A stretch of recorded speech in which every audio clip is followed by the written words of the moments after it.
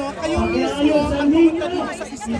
Dapat naman, dapat naman. Kasi yung iba, parang nagpapadala, ano, pero kayo talaga nakakatuwa yung grupo nyo. Diba? Yes. Kailangan tumulong eh. Sir, bakit Maraming ginagawa, nahihirapan. bakit natin ginagawa ito na pagtulong sa mga ganitong sakuna? First of all, this is a Christmas time, Christmas season. Christmas is about giving, it's about love. It's about taking care of each other, including those na nahihirapan na kailangan ng tulong. So in the spirit of Christmas, we have to be here. That's first and foremost.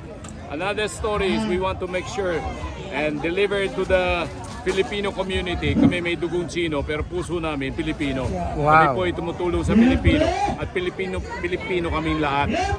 Ako'y pinanganak dito sa Pilipinas. Dito na rin siguro ako mamamatay. So, dito po, ito ang bayan namin. So ito ang dapat tulungan namin. That's the most important message we want to deliver. And of course, it is a compilation of 32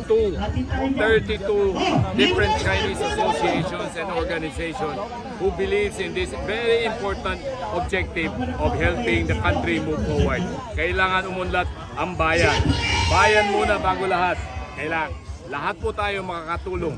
Bawat isang Pilipino ay makakatulong. So sumikap tayo, tumulong tayo para sa ikauunlad ng bayan. Maraming salamat po at maligayang Pasko po sa inyong lahat. Ano po yung ipamimigay po natin, sir?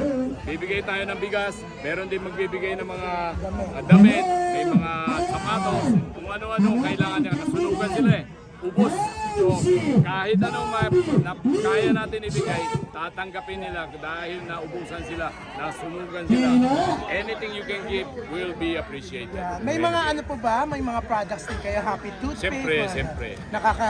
Pero yun, Dr. Pedro, nakakatuwa po na marami kayo na i-inspire na tumulong din, di ba? Thank you. Lahat po tayo ay makakatulong. That's the message. Lahat po tayo makakatulong. If you can spare, if you can set aside things to help, go out and help. Sir Pedro, pero hindi kayo nag-atubili na pumunta dito sa ganitong klase ng lugar na alam naman natin na maputik, magulo. Yung lubok pinuntahan ko may tubig, dinaanan ko ito pa, walang tubig dito, tahimik, di ba?